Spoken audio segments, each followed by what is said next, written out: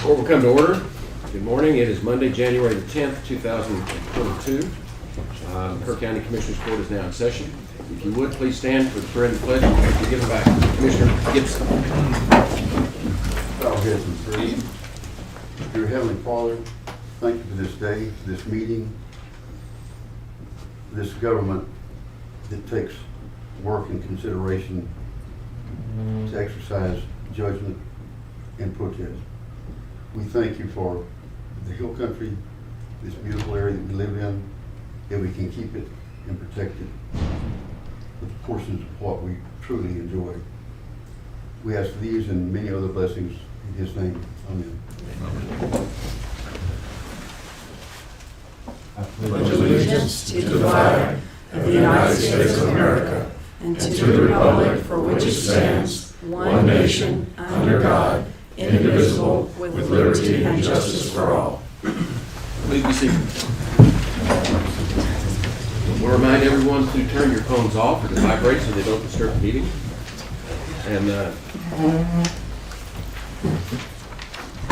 And with that, then we will go to the input portion of the program. We seem to have several people lined up to talk to us at input. So, and remember, input is where you have 3 minutes, identify yourself, where you live, 3 minutes on something that's not on the agenda. So, Rich Faces.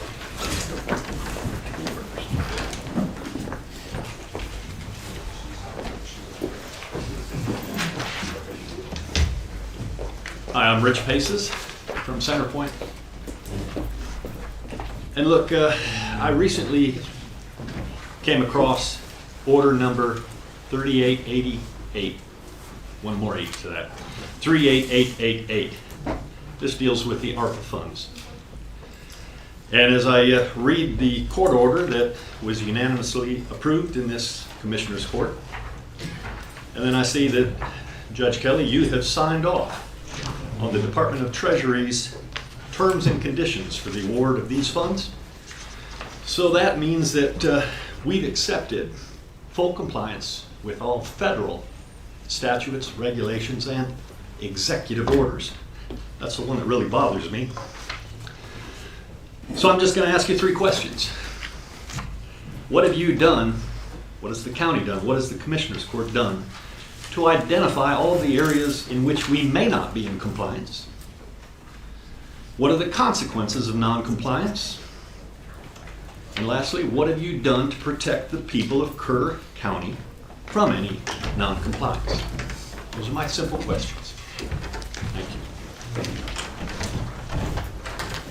Bethany Puccio.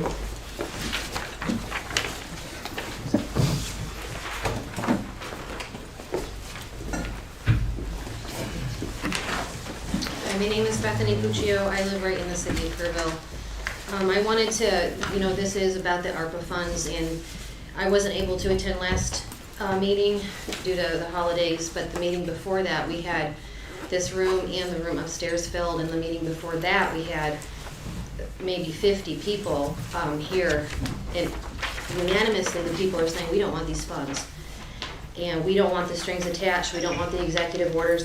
We don't want to be bought by the federal government. Thank you very much. We'd like the federal government to stay out of Kerr County and their money. And I want to thank Harley Ballou. Thank you for representing us so well at that meeting and being the voice for the people and bringing that forward. And unfortunately, nobody else wanted to support you in supporting us, really, because this is what the people want. We want the money sent back. And so I'm just disappointed. This isn't over. We're not dropping this. We don't want this money. We want it sent back. That contract, I'd like to know, by the time it all goes south, none of you will probably be in office, but we're going to get stuck with it. And that's not okay, and it needs to be fixed. And to me, I don't know if we can get out of that contract by sending the money back, but I would like that to be looked into, and we would like the money to be sent back. Thank you. Carrie Hall.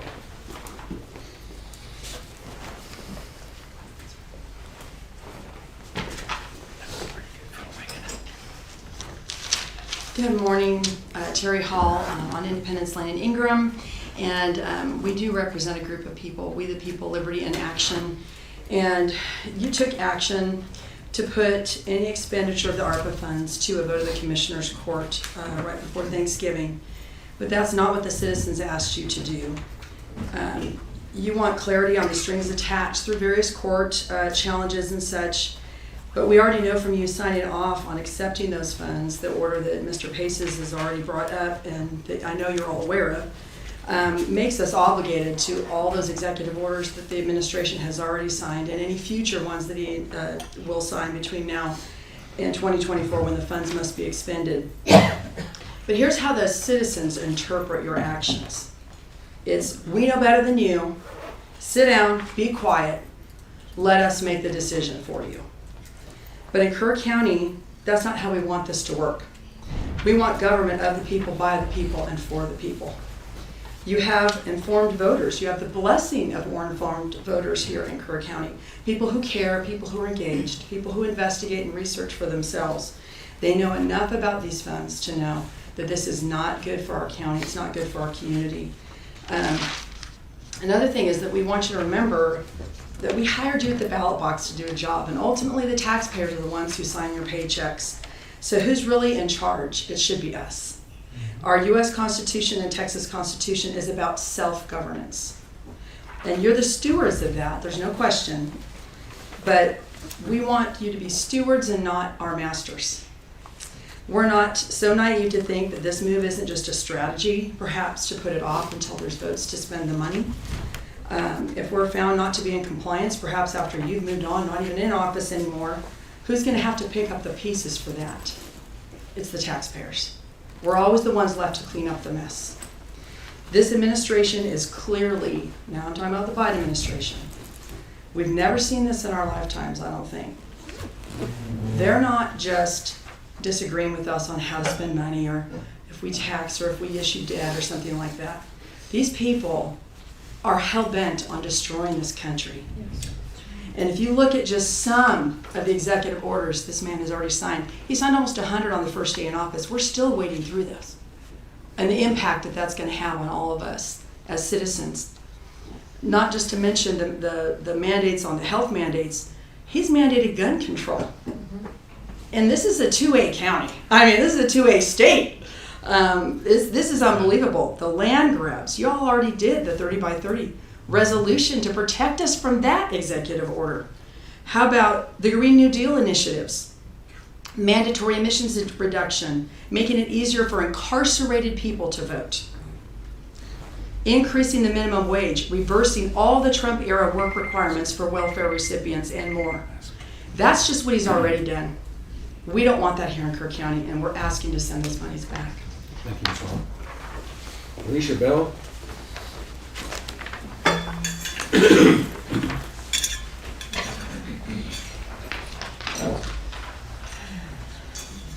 Quite sure what I'm going to say. Alicia Bell, Precinct 2.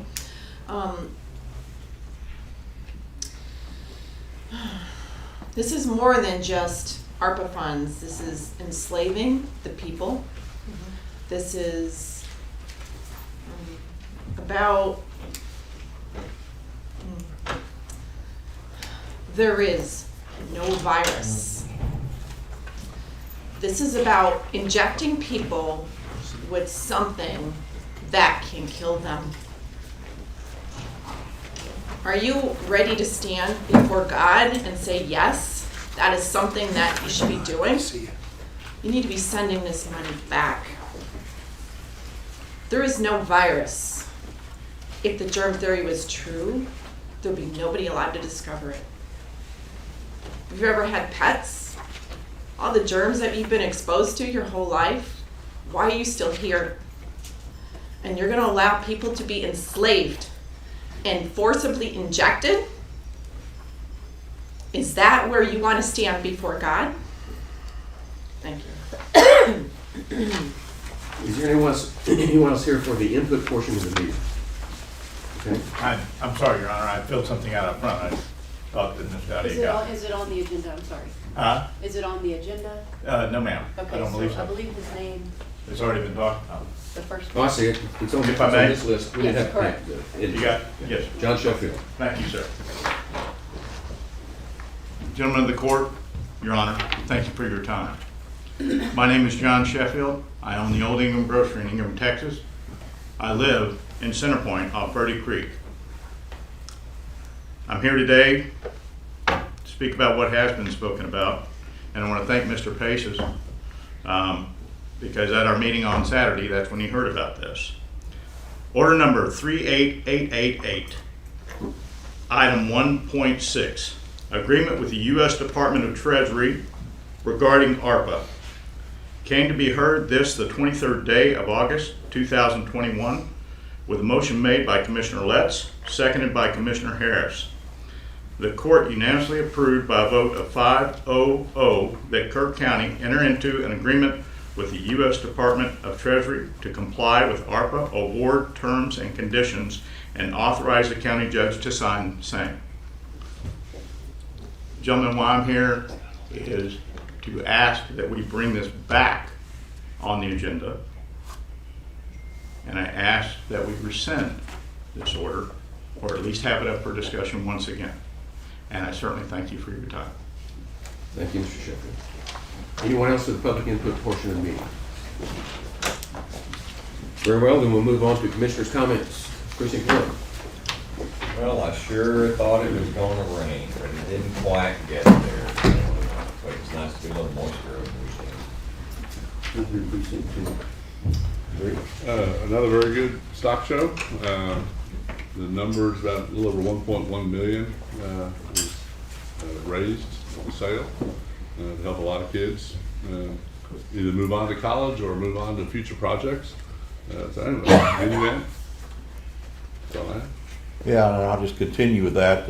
Our community supports our youth, and you spending time out there, you see kids that spend a lot of time learning responsibilities and stuff, and they were rewarded in the sale, and that's heartwarming. On another note, it's dry out there, guys. Precinct 4's under burn ban, and we were blessed with a lot of rains earlier, and now that we got dry fuel on the ground, so please be cautious. That's it. And the only thing I would add is that the stock show was a great event. It truly was. And it was a lot of us together without masks. And what the Peterson's telling us now is we're expecting this Omicron thing to spike within the next week or two. So whether you believe in it or not, I'm just asking everybody, take care of yourself, take care of your family, be careful. So with that, let's move on to the consideration agenda. 1.1, consider, discuss, and take appropriate action regarding the 198 asset forfeiture budget. Steve Harper. I'm here, Judge, for any questions y'all might have with regard to that issue.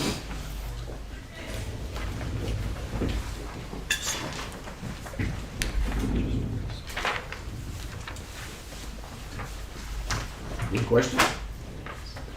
Normally, this was something that we held in the small little committee thing that's set for that, but we felt like with not taking up y'all's time and just putting this on a regular agenda would just be much more easier and less obtrusive with regards to filing notices and stuff like that. So Go ahead. The question is there a provision to go to all the Yes. commissioner courts? yeah, it's Okay. like paragraph 1 is what we normally did, and Right. paragraph 2 was the other way. Okay. Normally, just for a little information, there's a committee of which I'm on it, the sheriff's on it, and I believe it's judge from Bandera County on the committee to approve these funds. Was set up a number of years ago. Anyway, and I guess the other option is to bring it to each of the counties. So I'll make a motion that we approve the budget for the asset forfeiture account as submitted. Got a motion and a second to approve the 198 asset forfeiture budget. Any discussion? Is this pretty well in line with what it's been in the years past? Edith? My sense is that in the years past, the budget was just basically the amount that was in the account divvied up. And what I just did is I just looked at it and said, well, we're not even spending close to that. And so I just knocked it down to what I thought was a more realistic approach of what we would spend it on. Makes sense. Yes, sir. Okay. And this is money that isn't spent out of our general Right. fund. Yes, Or sir. general fund for the counties that, in the 198. Any other discussion? Those in favor, raise your hand. Unanimous, 5-0. Thank y'all. Thanks for all y'all do. Item 1.2. Consider, discuss, and take appropriate action to accept the annual racial profiling report from the 216th District Attorney's Office. Ms. Flores here?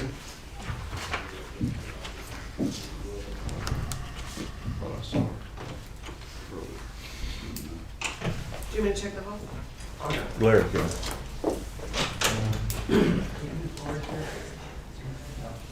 No, sir. Come back to it. We'll come back to it.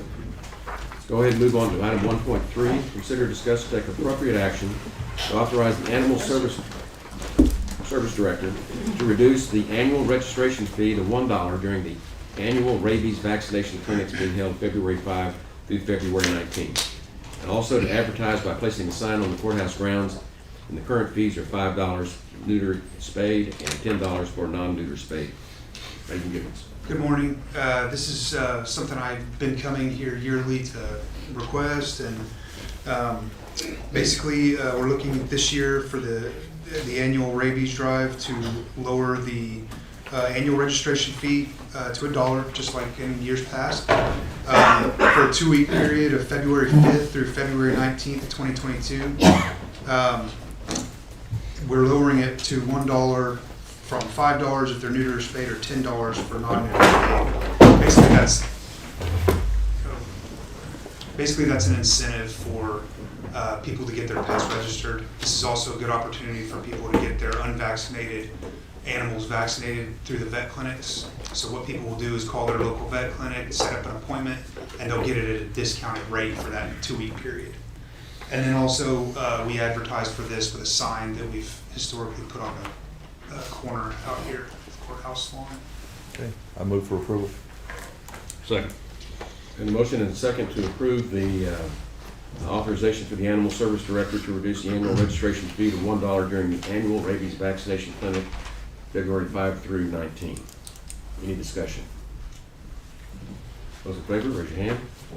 Unanimous, 5-0. Judge, I think we could probably handle 1.2. I mean, what was sent was exempt, they're exempt from filing the report. I just asked the DA for that office if she wanted me to ask y'all to accept it if you already had it. And she said yes, that no one would be here today from her office. Okay. So we'll go back to 1.2. You gonna make a motion? I'll make a motion that we accept the report, which basically just states that they're exempt from filing this because they, their exemption. That's my motion. We got a motion and a second. It says we're supposed to be accepting a report. Right, That's what the item says. yeah, we're accepting the report that says that they're exempt from filing the report. That's government for you. Yeah. There you go. They don't make stops. They don't make traffic stops. They don't make traffic, and that's what it says. Yeah.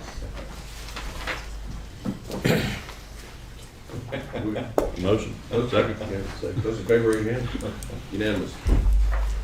1.4, consider, discuss, and take appropriate action to approve a resolution recognizing January 23 through 29 as School Choice Week in Kerr County. I think we all got the notice of this, asking us to put it on the agenda, and I talked to Jody, and she said Mr. Harris had already done it. We're both, So anyway, I'll make a motion that we approve the resolution for school. and I'll choice. second it. Any discussion? Well, I think we're all in favor of school choice, especially here in Kerr County. So, Those in favor, raise your hand. Unanimous.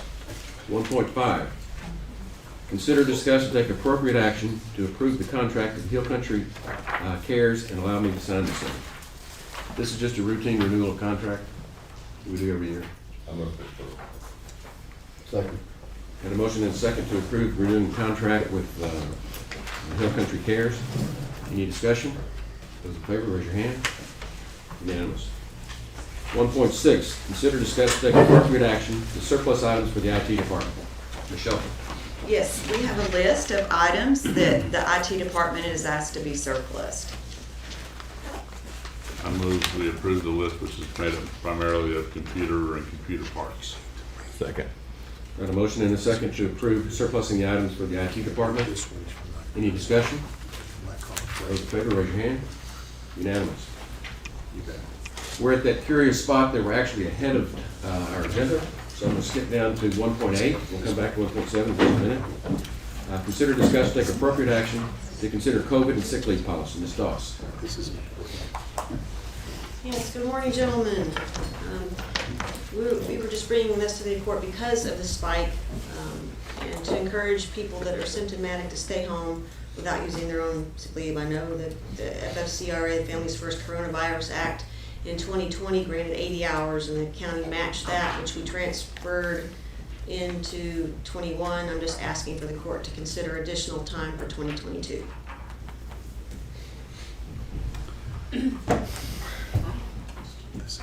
I guess I'm more of the opinion that, to me, we need to move on. And that if you're sick, you should stay home, regardless of what you're sick of. We got so many things that are so similar, and I don't know, some of y'all know, don't know, but I tested positive second time right after Christmas, and I wouldn't even have known I had it if I had tested. We were having cedar fever, we're having this cold and flu season, everything else, and the symptoms were all the same. And, you know, it was a big inconvenience more than anything. So we do have to move on at some point. The numbers that are important are hospitalizations and deaths. Those are important numbers. Okay, But getting a cold is not. Okay, I've just heard buzz about it. I told people that I would bring it to the court for your consideration, so. I mean, so I guess the answer is there's no additional sick time for COVID. Is this if you're sick, you stay home and you use your current sick or PTO. Right. And this doesn't take action, does it? I mean. No, if y'all don't grant it, then nothing needs to And be it done. technically didn't expire, that last policy expired at the end of our last budget. 12/31, correct. So that code should just be taken off of out of our payroll system. We'll do that, so people are just instructed to use their sick time if they have any remaining balance, and then moving forward, PTO. All right, thank you. We got time for 1.9, which is to consider, discuss, and take appropriate action. Clarify the rate of pay for Jill Shackelford for consulting services for the aggregate production operations. This came to light at our last meeting before the end of the year. The contract that we signed with Jill actually says $275 an hour. And our order says $275, not to exceed $275. And so for the November, she charged us the $275, just like our order says, but I need to bring it to you as to what do we need to do with regard to this contract that we have with her. Because it does say $275 an hour. I was surprised to see that, but it does. Where are we at with it? Oh, it's doing great. Yeah. So, I mean, she's really providing very valuable service, but we meet probably once every 2 months, 2 or 3 months. so it's a retainer. Is that the way it's working? It's a retainer? Well, we paid her initially to help us She set gets it paid up. when she shows up. We paid her to set it up. And then with the expectation that she would help us keep it going. We're to be an ongoing consultation position. She comes in as a facilitator then. Yes, and she arranges for programs. We had somebody from TxDOT last time that was telling us what to do about everything that affects the aggregate productions. And it's been very good. You know, we've got the operators, we've got the citizens, and we've got the business people there. We have a lot of ex officio people that come, representatives from Representative Murr's office and Senator Buckingham show up. So we've had really good participation. It's been very worthwhile. This is not anything that we want to abandon. The question is, what are we going to do about compensating her to facilitate this? Well, if there, this is going to be, I'm showing $250 $250? instead of $275. Okay. Unless I'm misreading. it. No, I misspoke. I just want to make sure. My question is what are the benefits of this being an ongoing, open-ended session or sessions, seminars, whatever we want to call it, as opposed to kind of bow on it at some point and saying, we've got it figured out. Bingo, that's what I'm wondering. Is there light at the end of the tunnel Yeah. or what? Well, the light at the end of the tunnel, I think, is the ongoing relationships that we're creating. That's the light at the end of the Okay. tunnel, as I see it. What she's done is she has been instrumental in preparing the program for these first few meetings, which has been very beneficial. And we paid her to do that. The lump sum amount that we put in the order, which I guess was $250. I've got the number. But the issue is, the contract says per hour.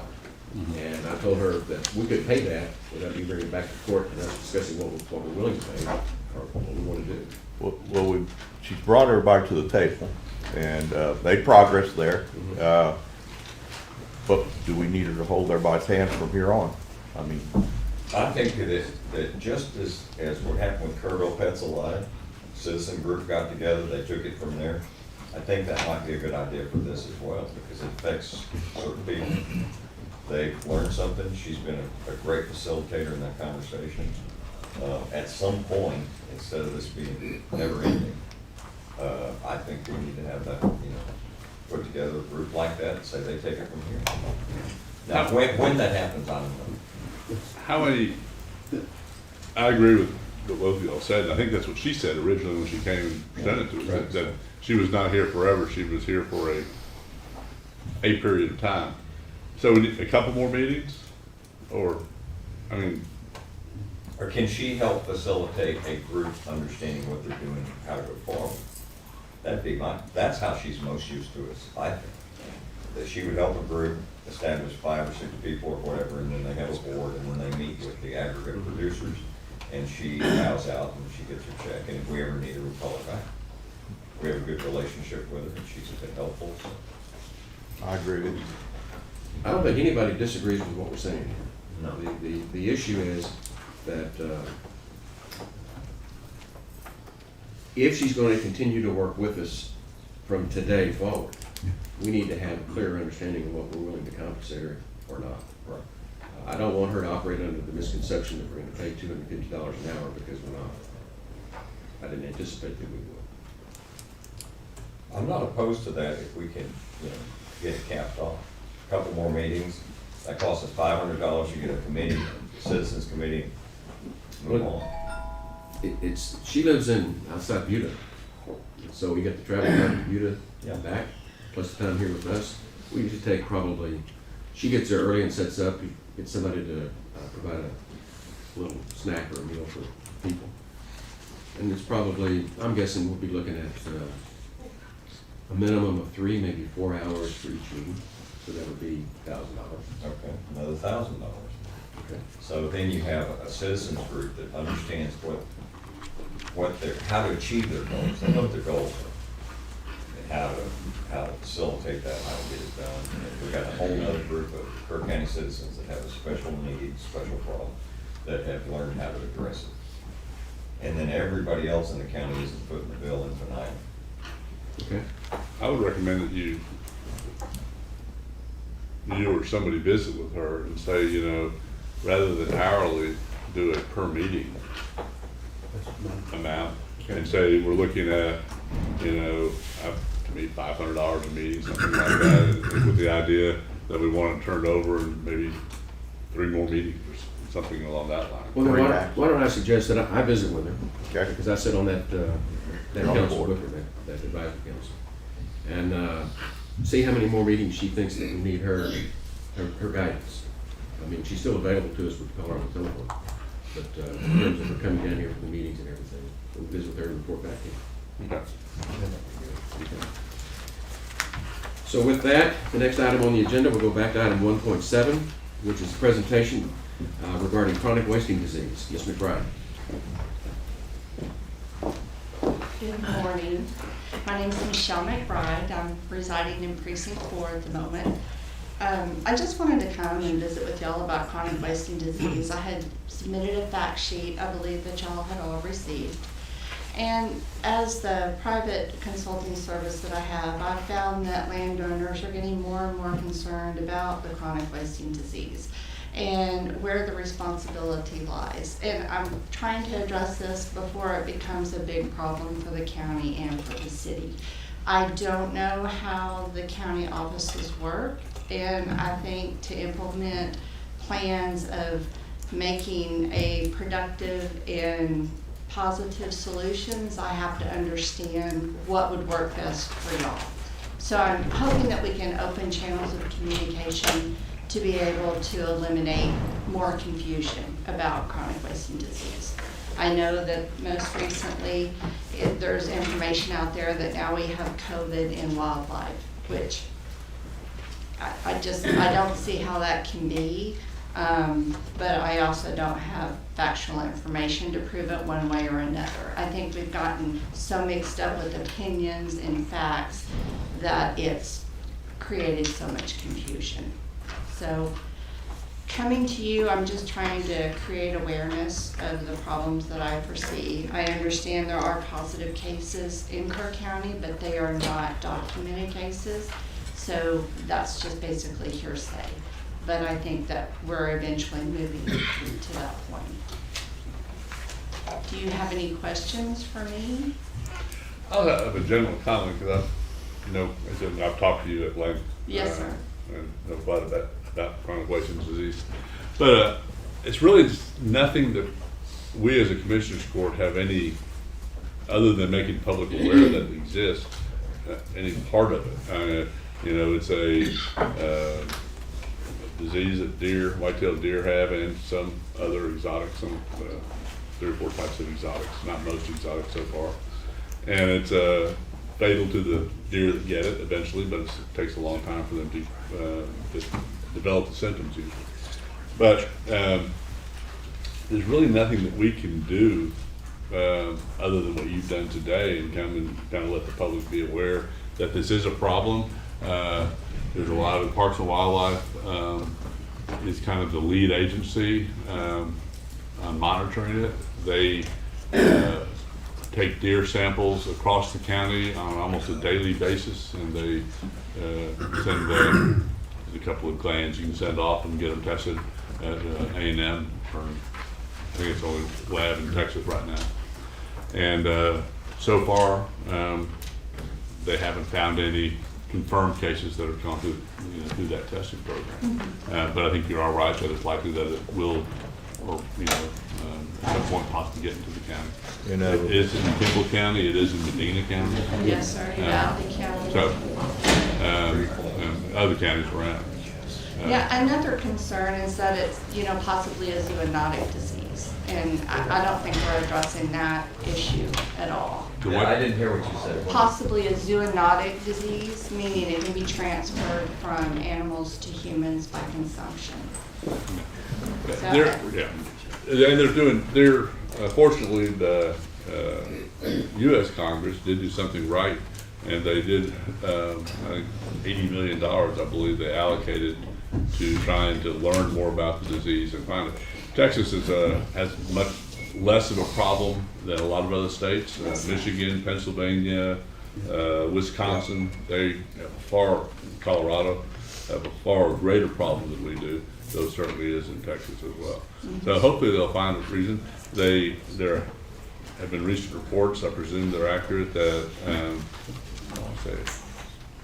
Iowa or Illinois, one of the days, where they are found in whitetail, or actually found COVID in whitetail deer. I'm sorry, I didn't hear you. They found COVID in whitetail deer. Yeah. Which is an odd thing, and I'm not even sure why they even tested deer with that, but that's another whole topic. But anyway, I think that public awareness is really good. I know Parks and Wildlife, it doesn't make a lot of sense to me. I don't understand statistics, but they have statistically the samples they're getting across the state seem to show that it's certainly not prevalent, if it even exists in the wild population right now. Even though there are a few isolated areas there, it has been found around some facilities. But, Well, I know the first case was found in free-ranging deer in Texas. So. Well, they have it in mule deer and elk free ranging. Yes. And to my knowledge, the white-tailed deer that have been found to have it have been near breeding facilities or at breeding facilities. I believe the one in Valverde County was not. near a breeding facility, Yeah, the free range. correct, chicken that does. one's an unknown, it's a puzzle. Which it could have been a false positive Right, too. right. There's so many factors that have to be considered. But I think that the information being provided is not accurate because it's not being fact checked. And that's concerning, and which I've been trying to do, but every time you go down a bunny trail, you end up in a briar patch, and then that cave you went in on's collapsed. So I think that's where a lot of leads are taking a lot of people, and it's creating a lot of confusion.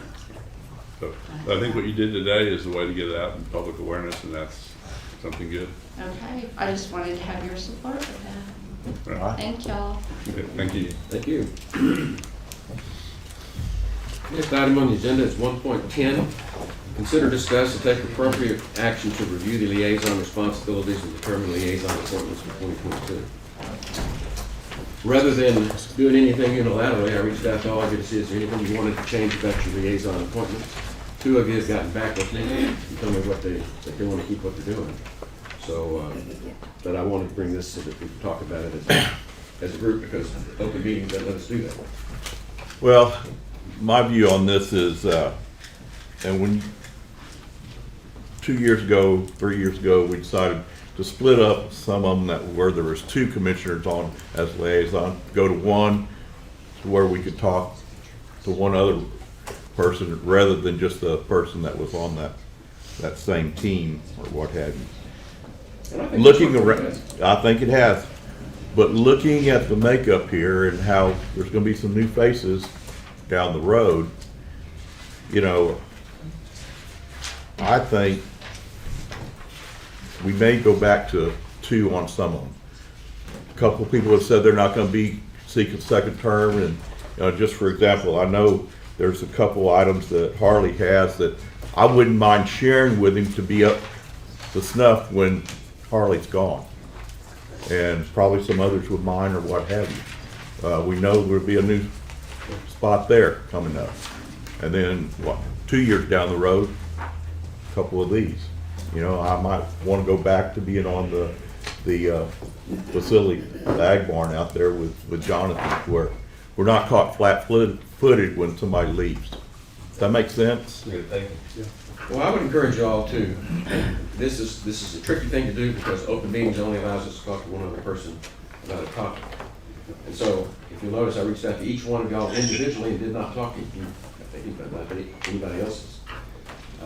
If y'all would talk among yourself to the Okay. extent that you can in compliance with the Open Meetings Act, if there's things you want to adjust, we'll adjust it. I just do it out there because Sure. it's time for the appointments, and It needs to be considered. I thought it ought to be discussed. My response was really didn't want to shift because I'm just very getting familiar with the one I started on. But other than that, I've got no problem. I understand the duplication, certainly do. Well, And particularly Harley's in my position on that, probably needs some. And we don't know who's gonna be sitting there, and different ones bring different skill sets that would be appropriate for some of these liaisons. Yeah. I agree. I mean, I like kind of the setup we have this year, but I think next year when there will be at least one new commissioner, probably just one, maybe we'll see how it goes. You have a phone, don't you? Oh, you don't have a phone? We'll have one new commissioner. That it would be good because I'm not going to run for reelection, so I'm here for 3 more years, and I have probably more than anybody else right now on the court, and I need to, and some of those are really important, and there needs to be somebody that really wants to be engaged and spend a lot of time because some of the, some of those positions are as needed, and some are almost Well, every other day or. the 2 that you have that I think are the most important, that we need we need the continuity with. It'd be animal services because that's gonna be part of our bond issue, and that does require almost daily, certainly weekly input.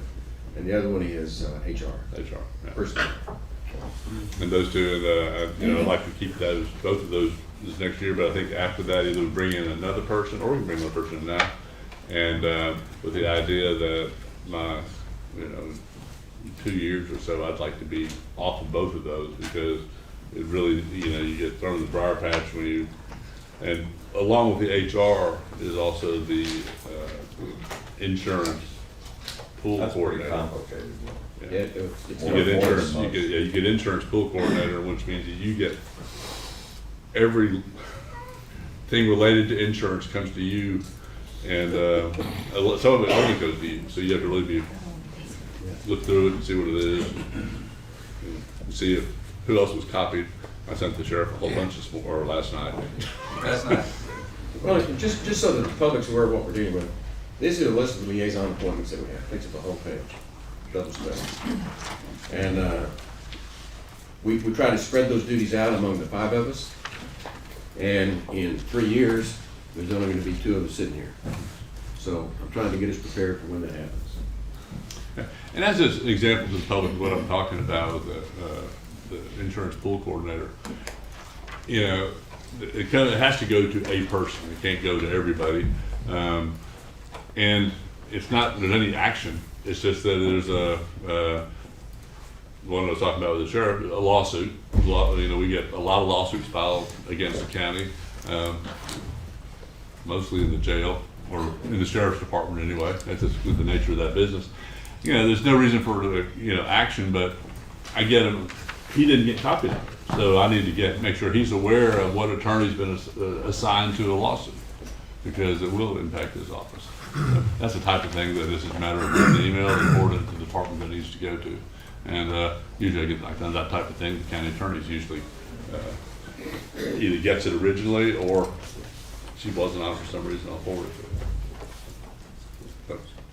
Okay. Okay, then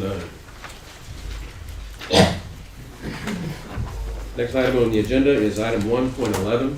Consider, discuss, and take appropriate action on the county revision of plat and right-of-way policy. Mr. Blue. Okay, we had recently Mr. Crabb in here, and he had an issue with his right-of-way because we require people to replat when property changes hands. So as part of that, That's not accurate. what? They require a replat when they divide their property. When they divide the property. Yeah. Yeah. But that's property changing hands. No. Sometimes. Yeah, but it's not selling the property doesn't trigger the replat. It's the dividing the property. Divided property. So subdivided property, and so what I'm seeing here, and I talked to our attorney Chuck Kimbrough about this, and the idea that, and I talked to the county surveyor, the idea that emerged from the 2 conversations between the 3 of us, is that we might have a more efficient way to do this, and that would be to exempt the properties that were established with the road easement prior to 2007 when we have a subdivision rule change.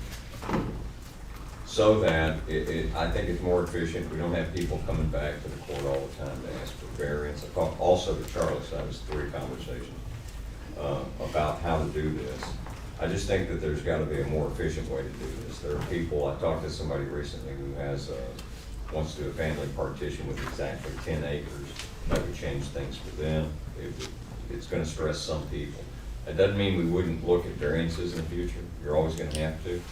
But if we could at least eliminate this one, it was the opinion of Mr. Kimbrough that easements are just as good as the right-of-ways and would save us a lot of time and trouble. All we have to do is put a sentence or a paragraph in our subdivision rules that say that these properties that exist with an easement right now, if they're replatted, they don't lose a portion of that property and put them in a bind. So I just think that it's a more efficient way to do it if we can do that. That we have efficiency, we have consistency.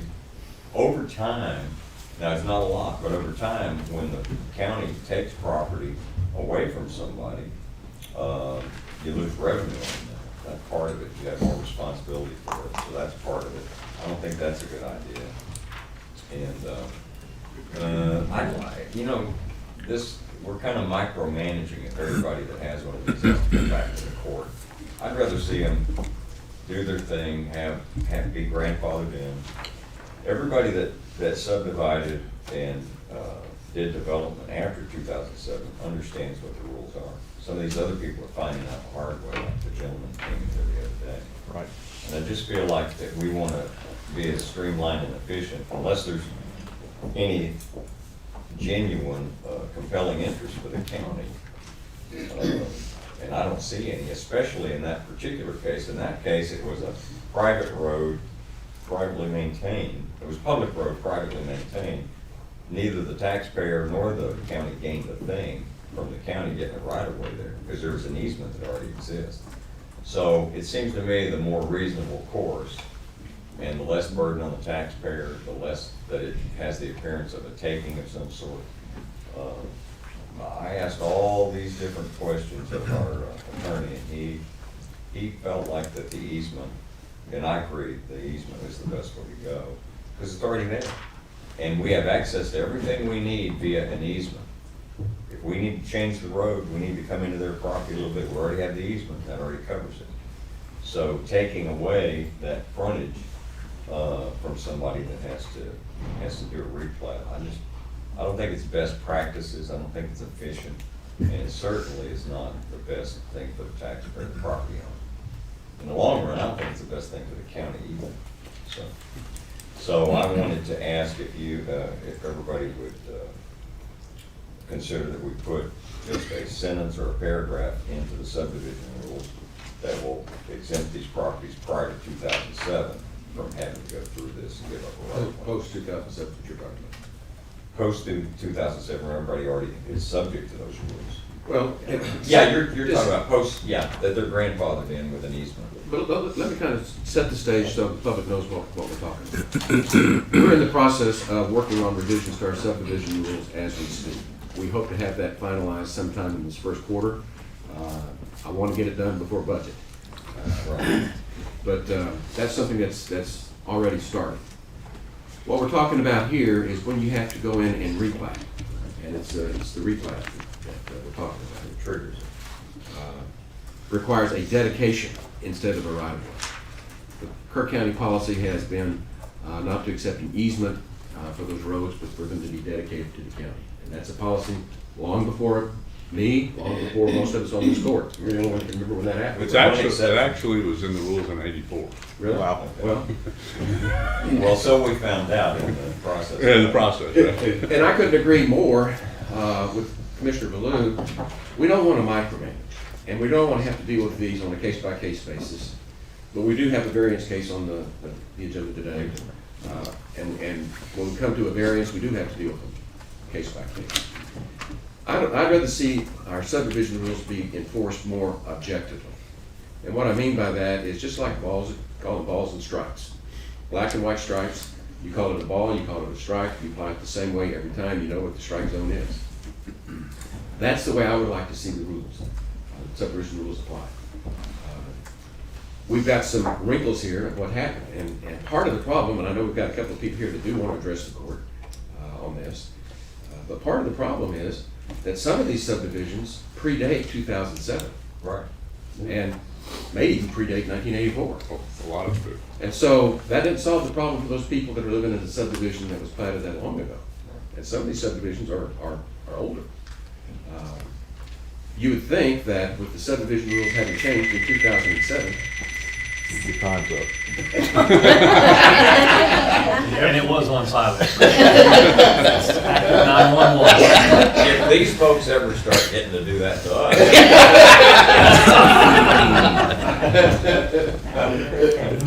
Might be an improvement, actually. I know we've got a couple of people here that want to address the court with this. Let me, if I make a comment on this, and I agree with what both of y'all said. But I think there's a big distinction that we need to make in the rules, if it's a county maintained road or if it's a private road. And the reason is, if it's a county maintained road, we need that right of way because we're responsible for maintaining it. But if you have an easement, you're already. Well, you or but already if you have get an it, well, but most of our roads, or many of them, there isn't an easement. So we need to get some, most of our roads are prescriptive easements, which are just, you get the road only. You don't even, and you may get the shoulder, that's the Right. So in those situations, we need to get additional property. Now, if it's a private road, that's the responsibility, that's part of the, the risk of people that buy on a private road.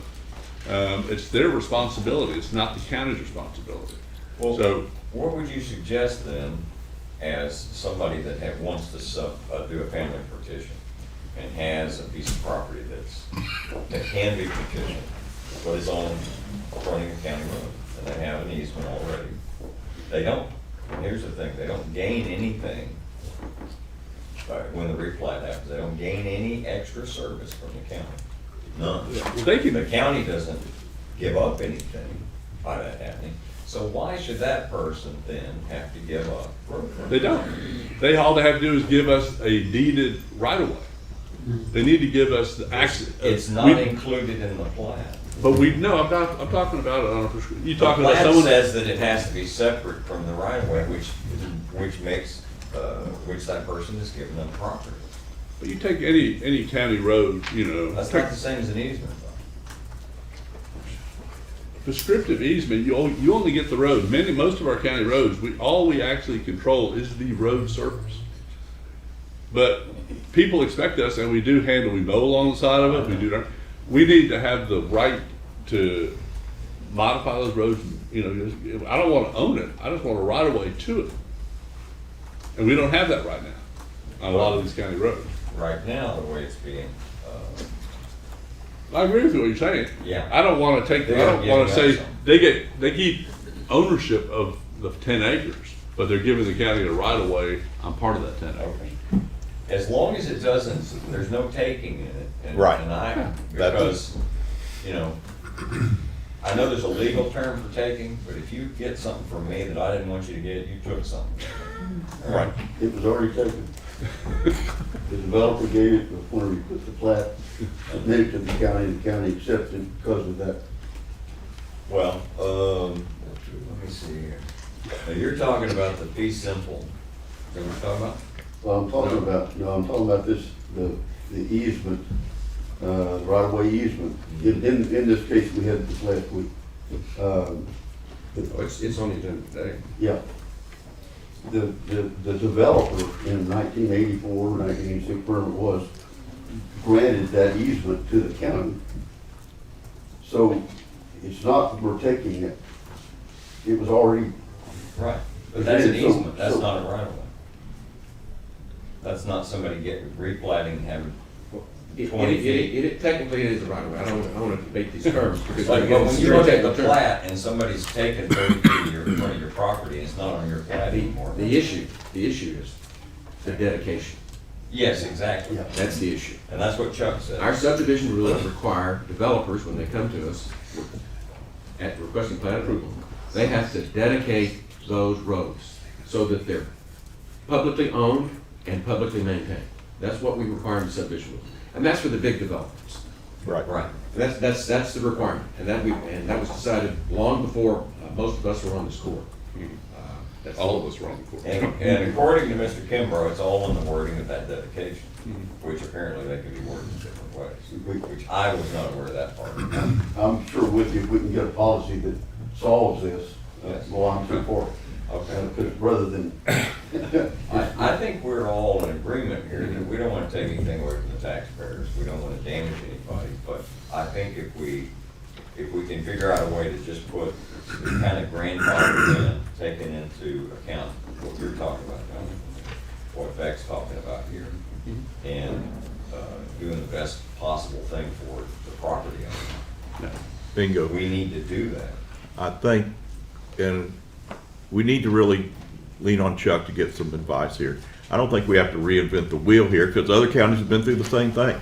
There's language out there that other counties have that we can adopt or tweak and insert, I would think. And he should be aware of it. He said most of everybody's with easements. TxDOT is the one that does the right of ways. Right. Most counties don't, and Right. an easement should provide what we need. If we need to expand the road or fix a blind curve or whatever.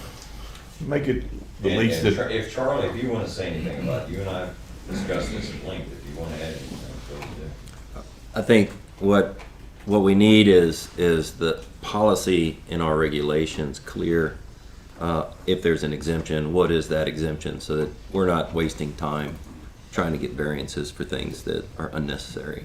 It's unfortunate. Our rules have been this way since 1984, exactly this. Don't ask me why in 1986 they did it as a road easement. I don't know, maybe they had a separate discussion and decided it was okay. Maybe nobody was looking. But That's a lot of it. yeah, it probably was. And you also got to remember, although we had subdivision regulations in 1984, we didn't have a county engineer in 84. I think the first one was 87. And so it's just one of those things. But clarification is what the public's looking for and what I'm looking for to help the public so that we can not waste a bunch of Well, I time. just want clarification. I want to make sure that people have the right to their property. Yeah. And ultimately, while in a small measure, that property brings in revenue to the county. It may be a small little strip of frontage, but Well, it brings in revenue to the county. least intrusive for the property Least owner. intrusive thing.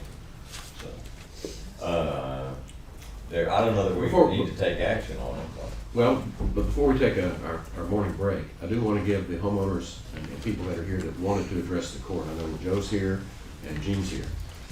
If there's anything you'd like to address the court at this time, just, please approach the podium. Well, thank you. Identify yourself and where you live. Yes, sir. I'm Gene Stout. I live at 430 Kerrville Country Drive. And you gentlemen have touched on everything that I've written here, so I don't even know if I should read it. Because you did an outstanding job, and Harley, you're in my precinct, and we haven't met, we have not talked, and everything you've said is exactly on board.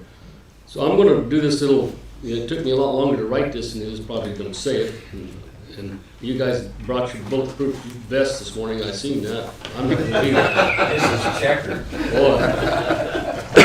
But I do appreciate you taking the time to listen to us. I'm gonna just run down my list here. Good morning, Commissioners and Judge.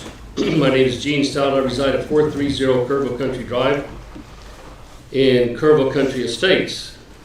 I'm on the board of the Kerrville Country Property Owners Association and chair of the Architect Committee. Thank you for hearing our concerns, and today there are 3 things that I'd like to discuss.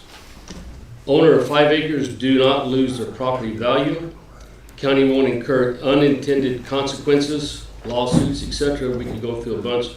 Request that the county table this decision on this issue until further research. Kerr County Estates, part of my job is that I approve the building sites and plans. Each new owner is to submit a house plan, a lot plan, a plot plan, the location of their building, the water well, and their sewer. And if they are going to subdivide it, they must have at least a minimum of 5 acres. That's in our rules and regs. I'm not really understanding why the county is making sure that the roads are wide enough. I hear your complaints or views. When a right-of-way is approved, a right-of-way is just that. It's access for the city, state, county, and the utility companies to be able to access that area. And yes, when the property owner was granted the easement, the initial plat decades ago, in our case, I believe it was 1972, John, so we were platted. And they had already dedicated the land to public use in the intent to claim the ownership. Our intent was to claim the ownership. You guys had the right-of-way, or the county had the right-of-way. Now, do we still claim that ownership if you do deed it? And if so, do we still pay taxes on it? I mean, this thing could go anywhere. If so, do we still claim ownership? Do we pay taxes on it? If not, do we get that portion deducted from the tax roll? Don't even want to go there. My understanding, and this is an example of where you were going, that a homeowner with 5.10 acres is allowed to drill a water well. And if they have less, they are not. That is a county, I have not done the research on that. I've been told that is a county rule. Great, I love it. That's one of the things that I check on when they bring the plans to me. The rule is imposed by the county. So the person that has 5.01 acres and the right-of-way is 0.02, I just threw numbers in there. You could pick any number you wanted. Then his investment is now deemed unsuitable for a house or a building. He can't drill a water well. If he bought it for a reason to or subdivided it, then they can't put that water well in. And that's where you were going, Harley, and I believe that you're right on it. The investor has now lost value in that. So if someone has bought that property thinking that they're going to put a house on it for a future, then you can't do that. Unintended consequences again, and there's so many areas to this. I've talked to some people and they said it's non-ending. Unintended consequences. I asked that the court that you table this until there's further research and post a public notice, if so, and review it with the county surveyor and the council. My understanding is in 2007, no properties had been planted to the center of the road. So maybe to exempt the right-of-way dedication for plats prior to 2007. I believe we never talked, so you got the same information that I got. Basically, grandfather them in from the requirement proposed in front of us today or whenever it was. My little note here, and I just did it for probably no good reason, but you're going to get to hear it anyway. Sometimes we make tough decisions and have to do the right thing. Please do not be blinded by the policies or look back on mistakes that we've made in the past, because we all make mistakes. The only people that don't make mistakes are those that don't do anything. And by golly, you guys have to do a lot, and I appreciate it. I hope you would take this under consideration and avoid any unintended consequences that the county and all the rest of us may have. And I thank you for your time. Thank you. And Gene, just to clarify, we're not attempting to do anything right now. This is the way it was. This is what we inherited. So when you ask us to table, we're not making a proposal yet. Okay. What we're trying to do is to figure out how to enforce our rules. That's what we're struggling to do. Because what we want is to have uniform enforcement that applies to everybody equal.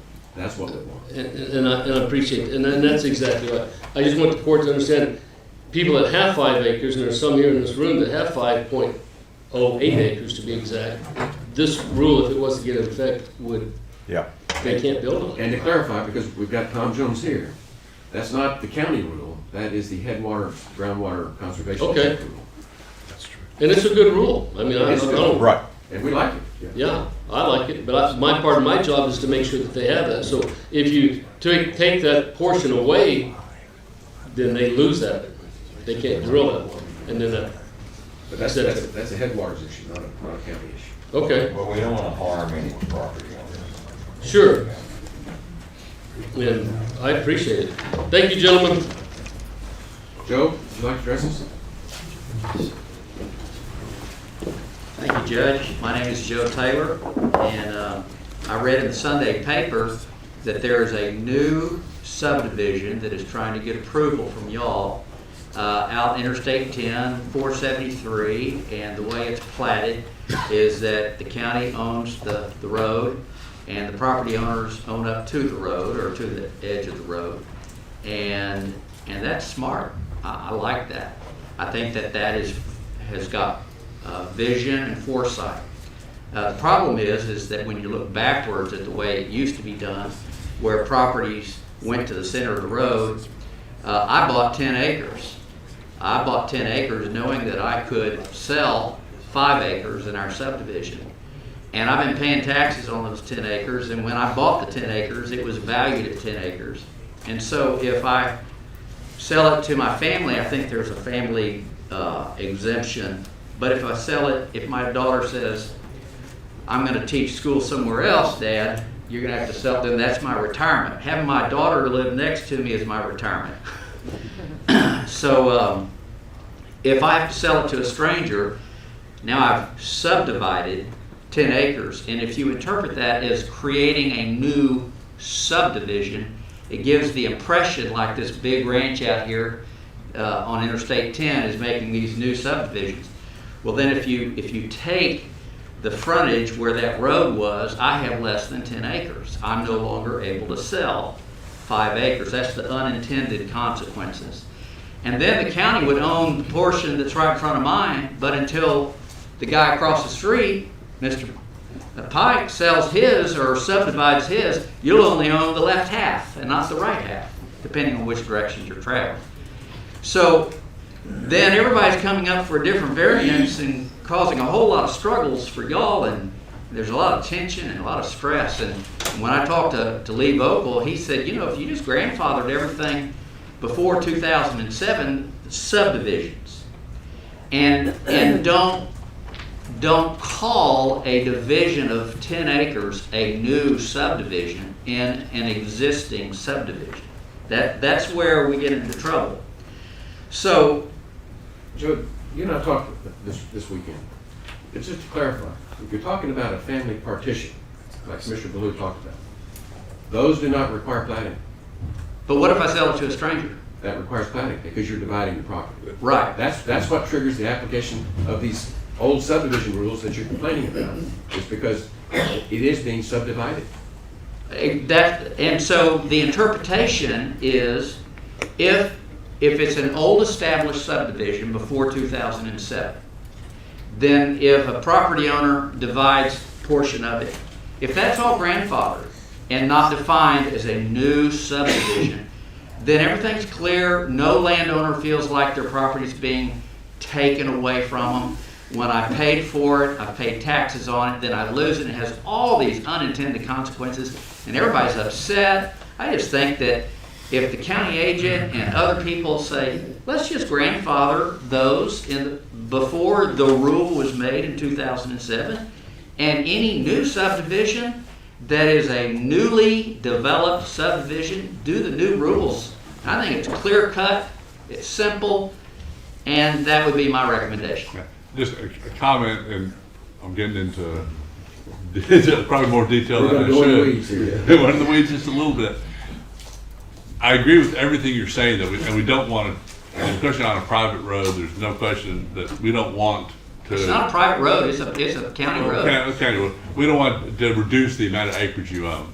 Thank you. Let me clarify. But if you're in a subdivision, when you divide land by state law, you're a subdivider. We can't change state law. But you can grandfather that towards the we can subdivisions do that were exactly what created you're asking. before We 2007. can do what you're asking, I believe, on the ownership of the property. Yeah, I think it's just real clear that way. Our church gave Nimitz Elementary School, KISD, an easement across our property on Ranchero Road in Valley View. We gave it to them for, I think it was $1. And they maintain it. They own the easement, they take care of it. But the land underneath belongs to us. And if, in fact, the administrator called Mr. Faust and he said, we'd like to buy that from y'all. Well, if he said, we're passed a rule that says that we're taking it. Well, I mean, I'm trying to be a nice preacher, but that would really anger me. We're in agreement on what you want. Okay. You are a nice preacher. What I'm trying to do is I'm trying to get people to use the proper terminology because it's going to make it a whole lot easier. We're in the process of working on revising the subdivision rules. This is clearly on our radar screen. It's clearly going to be addressed, and there'll be public meetings for everybody to have input on what we do. Because that's what we Thank you very much. But what I was trying to clarify, when we're talking about Kerrville Country Estates, that is privately owned. The roads in that subdivision are privately owned. They're not county roads? They're county maintained. Okay. But you own the middle of the road on your side, Right. and your neighbor across the street owns the middle of the road. Right. But the county's got an easement so that is a public use. Yes. Private ownership, public use. Okay. Okay? So if y'all own it, then you only own the left side. If that were the case, if that's the way it unfolded, that's what it would be. But in the subdivisions we're talking about now that we're working on, the big ones out here, the Hideout, the one on 471, there we require that roadway, that right-of-way, which includes the roadway itself, the paved road, and the shoulders, that is dedicated to the county. That's great. And it was that way since 1984, but certainly since 2007. Those are the rules that we're working under right now. That's what's required, is that it be dedicated. Now, when we're talking about subdivision and partition, those are two very important concepts that you need to keep clearly in your mind because they're different. When you partition it, it's a family partition, is what we call it. And they're exempt from subdivision rules. Some are subdivision. So, yeah, true. Now, the one we had the other day, is an existing subdivision, so the rules, and I read them, are different from existing subdivisions. That's right, and that's because in 1986, they went and formed that subdivision.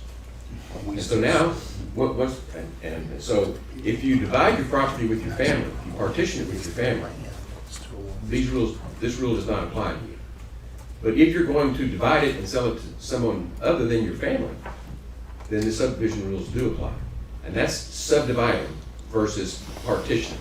And I'm just trying to get the terminology Right. And we understand the result can be unintended consequences. Nobody really wants to take anything. But we do want to enforce the subdivision rules. We're trying to figure out how we can do that consistently with everybody else's interest. And hopefully we're gonna draw a conclusion within the next 2 or 3 months. Yeah. Well, thank you all. And if my daughter decides not to purchase it or receive it, and I have to sell it to a stranger for my retirement, then I'm in that situation where those unintended consequences really mess me up badly. So. And who's gonna buy it?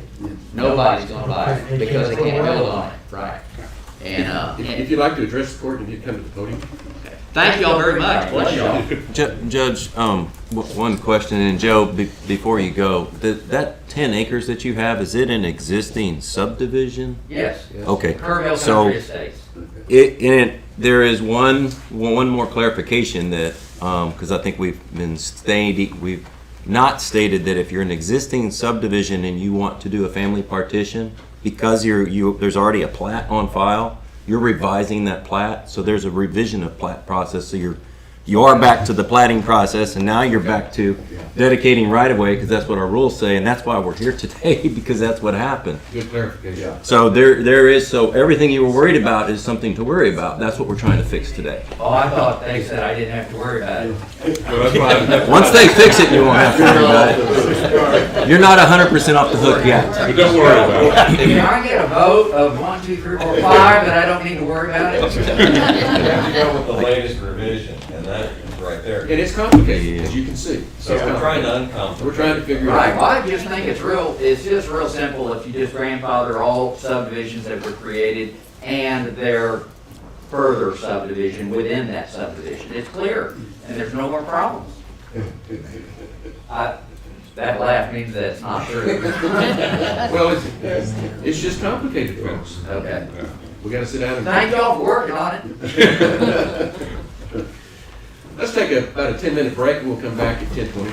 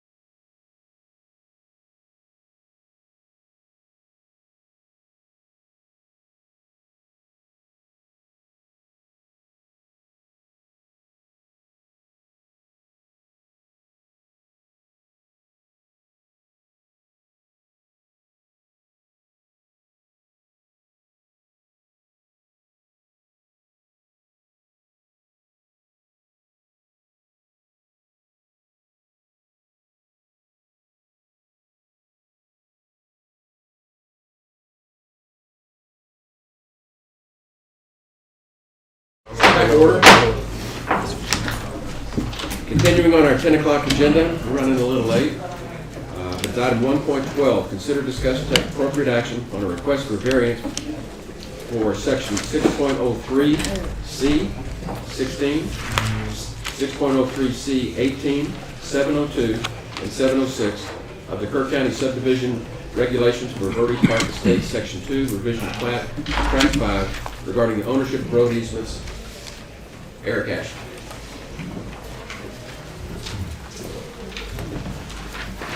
Yes, sir, I understand y'all have discussed this already, but since it's wasted 3 months of y'all's time and my time and everybody else's time, I might as well say what's on my heart here. So,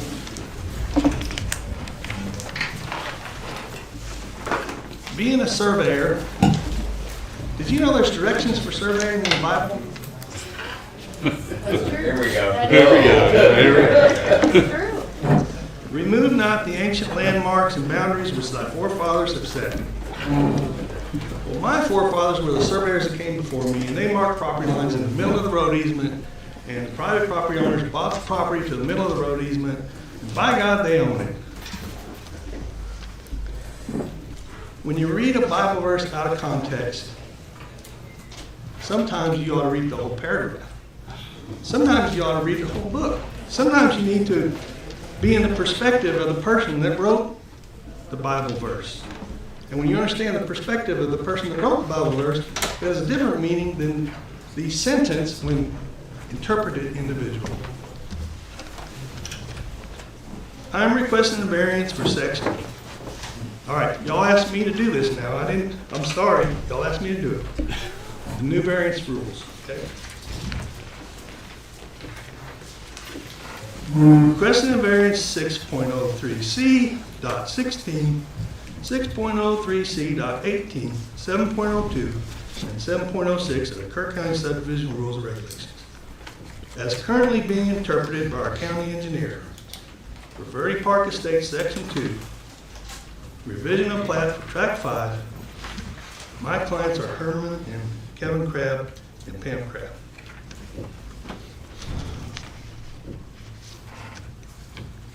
Undue hardship will result from requiring strict compliance to the rules as currently interpreted.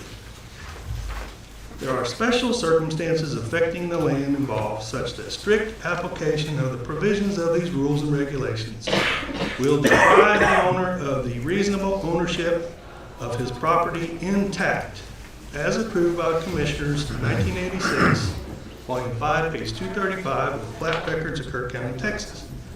The variance is necessary for the preservation and enjoyment of substantial property right of ownership, title, fee, and possession, including the monetary value when sold.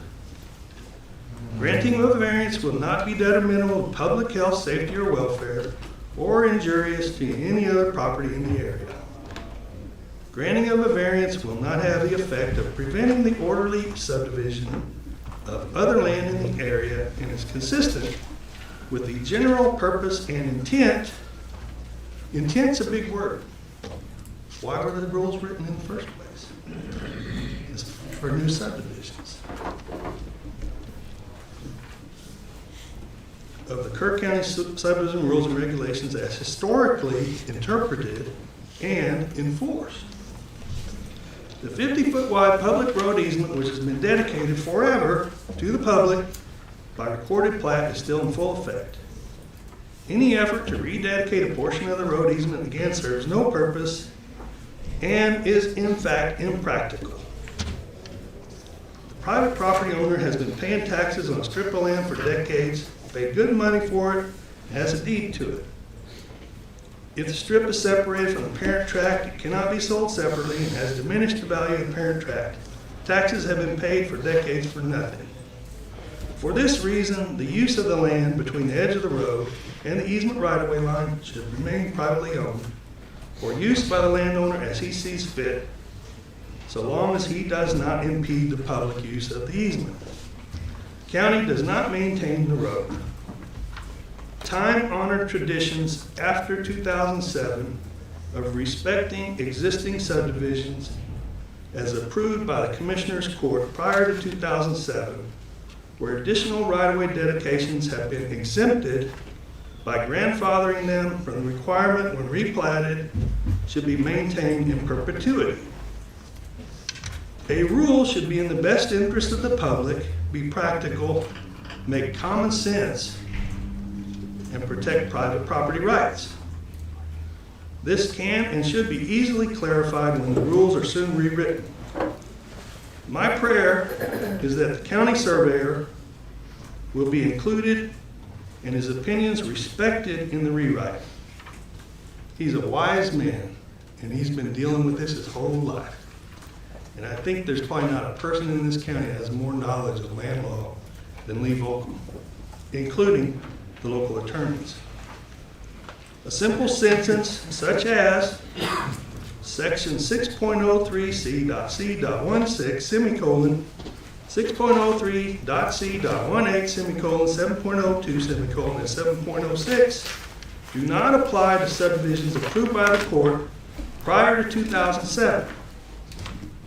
Problem solved. This is often referred to as a grandfather rule. It seems to be a good common sense solution. A revision of plat, especially in the case of family partition, should maintain all private property rights without exception. Let's focus on overzealous developers, guys. Let's leave the little guys alone. I was looking at the Texas Government Code, which is often quoted here, foundation of the subdivision rules, and it says, commissioners may adopt rules which allow the division of property in a platted subdivision by metes and bounds. The family should be exempt from the subdivision process regardless, because of the cost and the time delays, and because we should favor, our law should favor the families and the private property ownership. Thank you.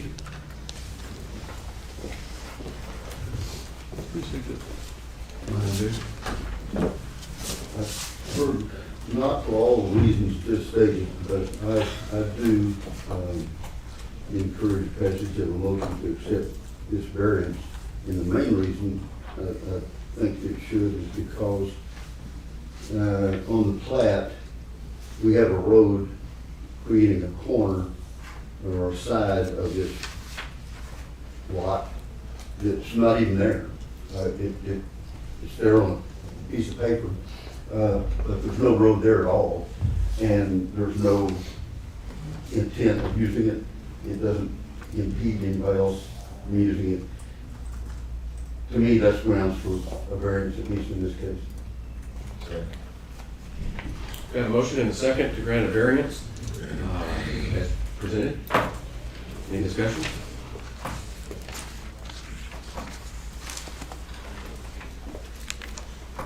Agree.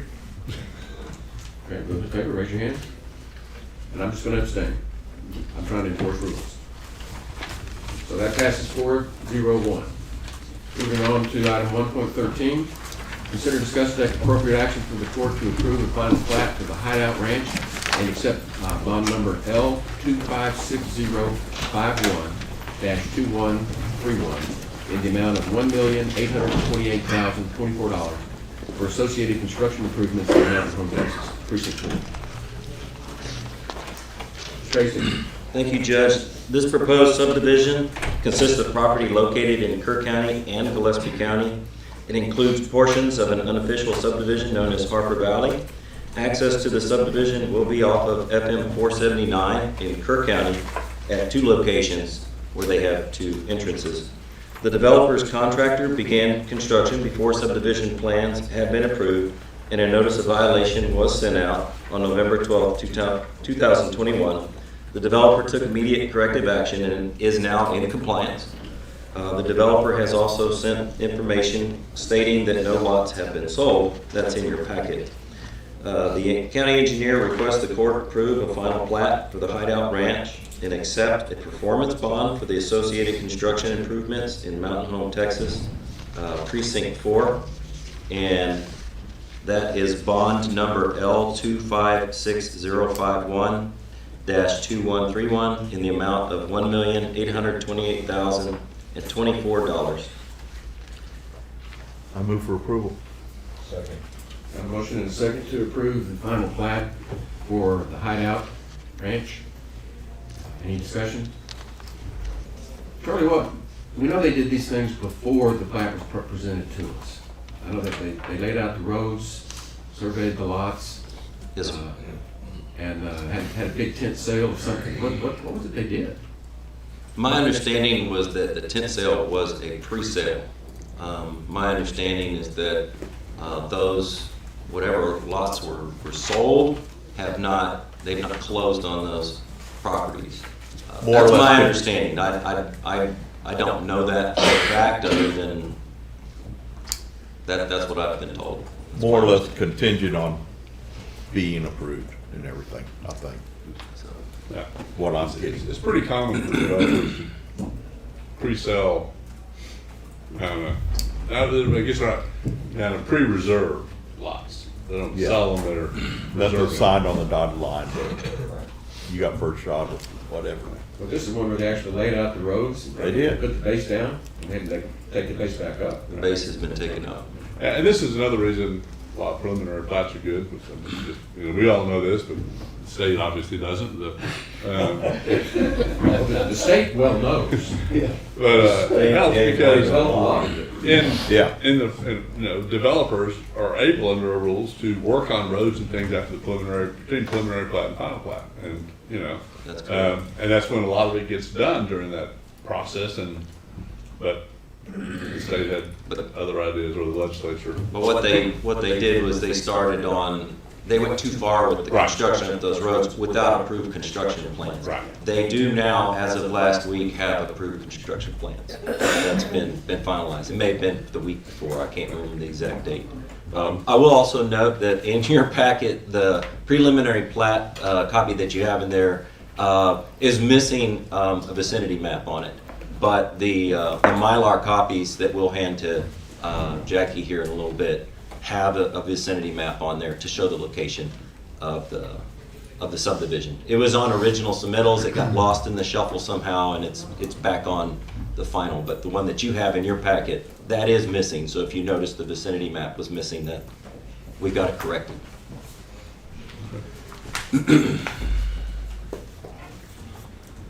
Any other discussion? We have a motion and a second to approve the final plat for the Hideout Ranch in Precinct 4. Those in favor, raise your hand. Opposed? 4-1. Who was opposed to it? I was. I am. Moving on to item 1.14. Consider, discuss, and take appropriate action for the court to approve the final plat for Cypress Vine. Charlie Hastings. This proposal creates 5 lots with frontage along Bartle Road in Comfort, Texas. It also dedicates 1.034 acres of right-of-way along Bartle Road. Lots 1, 2, 4, and 5 will be between 5.001 acres and 5.011 acres. Lot 3 will be 7.381 acres. We have the plat. There's not anything technically wrong with the plat that's in front of you. It's ready to be filed. With the exception, the only thing that we're missing is a drainage report. Our subdivision regulations require lots with 5, or subdivisions with 5 or more lots, or lots that are less than 20 acres to have some drainage calculations done. That hasn't been provided yet. I don't know what it's going to show because this particular subdivision is being done along an existing road, so the developer is not building a new road or changing the drainage other than what it was the day that he bought the land. So it'd probably be a real simple letter from their engineer. We just don't have it yet. Because of that, we're asking the court to conditionally approve this plat, subject to us receiving that final engineering report, drainage report. So moved. Second. We have a motion and a second to approve the final plat approval for Cypress Vine on Bartle Road. How's that come? Just conditional approval. Conditional approval, yes. Any discussion? Those in favor, raise your hand. Unanimous, 5-0. Item 1.15, consider, discuss, and take appropriate action for the court to approve and authorize the county judge to execute a change order number 1 to the East Kerr Center Point Wastewater Collection Project, Phase 2. Contract in the amount of $57,371.58. Mr. Hastings. This item will authorize the execution of change order number 1 to the contract for the East Kerr Center Point Wastewater Collection Project Phase 2 to provide for the replacement of 28 cleanout covers in the roadways with locking cleanout covers, and for the installation of about 95 feet of force main by horizontal directional drilling instead of cut and cover construction. The change order and backup information have been attached to the agenda bill. The change order was reviewed and vetted by the engineer, Tetra Tech, and recommended for execution. Several of the cleanout covers in the roadways were installed in Phase 1, and they have been popping up as a result of traffic driving over them. While the cleanout frames and covers are cast iron and they are traffic rated, the covers do not include a locking system, and some of them pop up and off after repeated tire impacts. The hole left by the cleanout when the cast iron lid has popped off is a hazard to other motor vehicles and may cause tire damage.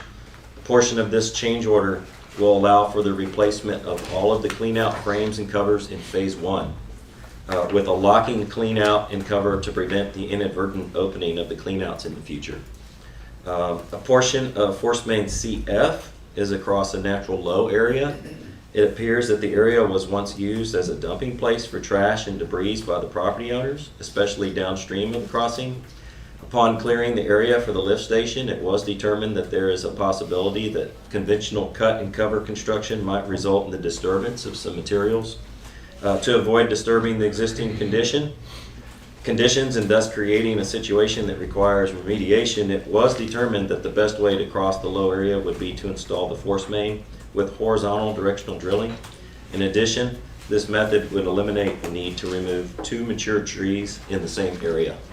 So there's lots of benefits to doing this. It's normal, and we have provisions for it in the contract, but it does take a change order.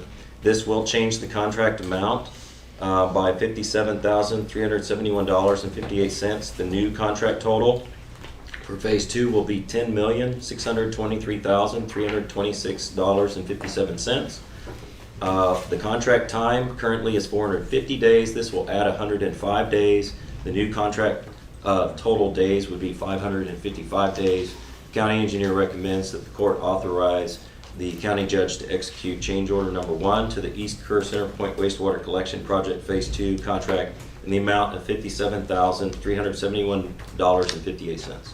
I move. So moved. Second. Got a motion and a second to approve the contract on the East Kerr Center Point Wastewater Collection Project as presented. Any other discussion? I have a question. These manhole covers that are popping up, or what? Clean out covers, yes, sir. Cleanout covers. What's the size? What are the dimensions? 6-inch diameter. So when the lid pops up, you've got a 6-inch hole in the road. And was this is done elsewhere? Why was this kind of thing put in here? I mean, is No, a substandard product? this fixes the Phase 1 cleanouts that are popping up. I think it's, I understand what you want out of this. Why do they have to be replaced? Why can't we get the right thing to begin with? I don't know the answer to that. Is this not part of the original bid? it was specified, the covers that were specified were not supposed to do this, but they are. It's a substandard product. Shouldn't we have a way to get our money back on that? We're just gonna throw all those away and call it a loss, or can we? Yeah. Sorry, you made a mistake. Yeah, that doesn't sound. See, it's really good. not, I mean, but the ones that were installed and specified were supposed to not do this, but they are. I mean, I don't know. That falls on the contractor. That doesn't fall on us. No, it doesn't fall on the contractor. It calls on the specifications The manufacturer. for the Well, manufacturer. somebody besides the county should pay for that, for the replacement of those at least. The other part of it, avoiding the trash and not killing trees, that's another matter, but. I agree. replacement of Faulty parts, material. yeah. We shouldn't take the hit on that.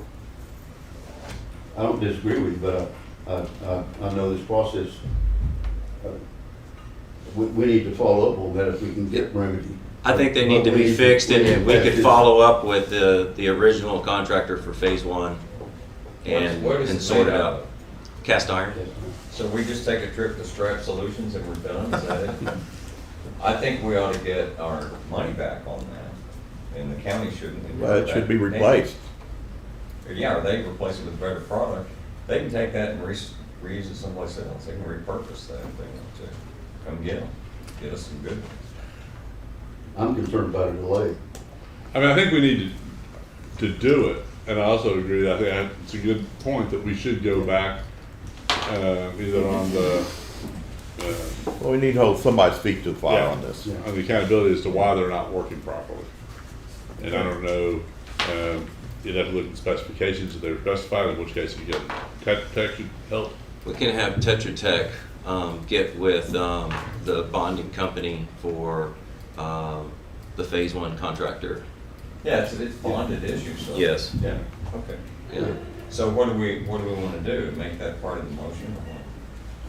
How are we going to follow up on that and make sure we don't get? We can make it part of the motion that we pursue it. I mean, whether we're That or successful. pass, I mean, until we get But we an don't need to answer. pass it, because we need to do it. We need to get these things fixed, and we need to, the boring needs to be That's a done. lot of extra time. That's 4 more months, isn't it?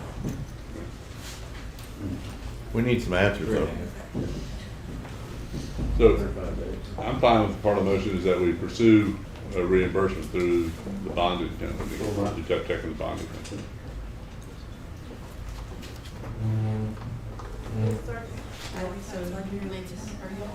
Is that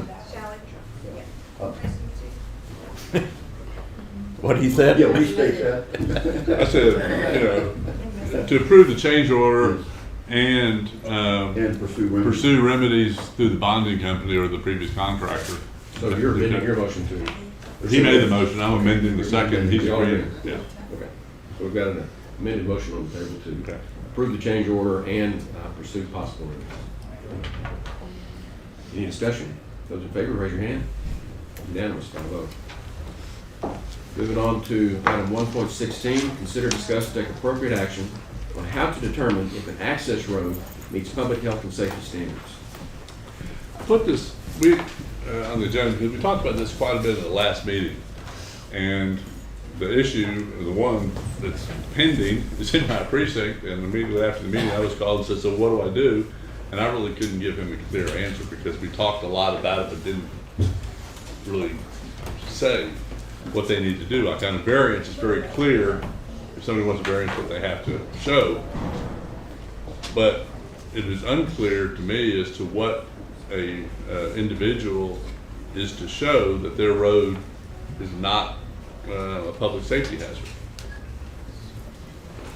So I think I'm confused on the topic. Yeah. we talked about is the Pig trails. The big trash. we're not supposed to use that terminology anymore.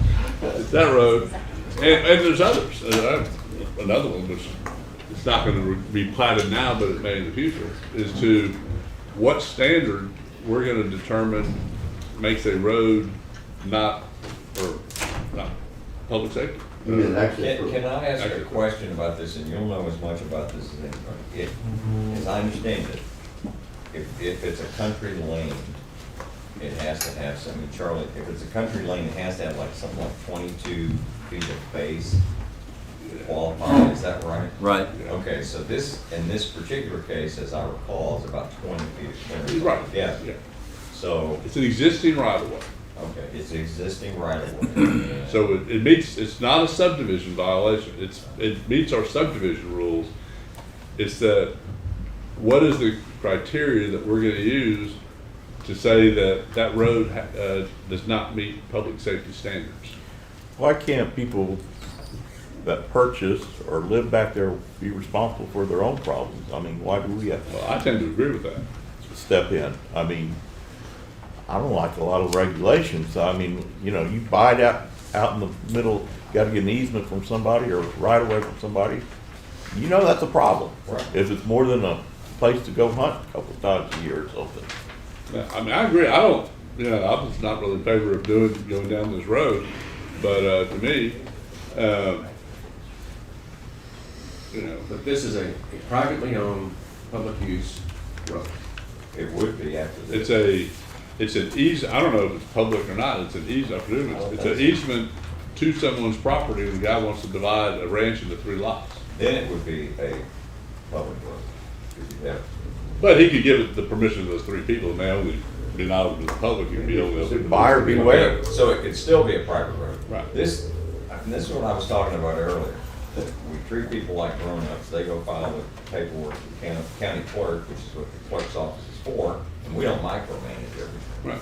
I said before, when this particular one came up, it's his problem, or her problem, whoever it is, let them sort it out with their neighbors, and I don't think we ought to be playing Mother May out of everybody. But he doesn't need to sort it out. We were discussing, I'm gonna say threatening, we were discussing not approving a plat Because of the. because of this, but he has access. Now, So- does it, once the 911 comes into this, now you got 3, 4 homes back up in there, they gotta give them addresses and so on. And now you gotta have, and this was the whole crux of it, can brush trucks get in there 2 at a time or whatever? Fire trucks have been on the property already. And there's Recently. plenty of places where you have to wait for one to pass before the other one. There's plenty of low water crossings where you can't get but one vehicle across at a time. So we live with this every single day. Right. I mean, to me, he's meeting our subdivision rules. The access is up to the individuals that buy the property. If we don't act on it, we haven't set any kind of precedent. That's true. And I think that's where we're sitting. Yeah. I think that there is a point when we may have to step in, but this one isn't one. And I just don't like trying to set some criteria because we never know what it's gonna be. I mean, to me, this situation, he's taking 800 acres, divided into 3 lots. There's a whole lot of properties in this county that have similar situations. And now if he's putting in 100 lots, that's a little different issue, but 3. Good. Yeah.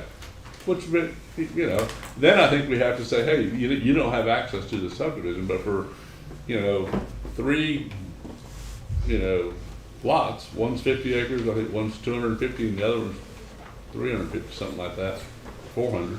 I mean, there's a whole lot of properties like that. So is this kicking the can down the road for another court?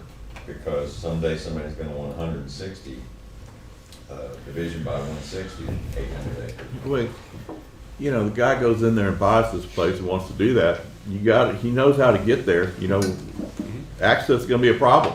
Yeah. Now, neighbors don't wanna sell him anything or what have you, that's his problem again. But to do what he wants, he's probably gonna have to get some of the upfront property to.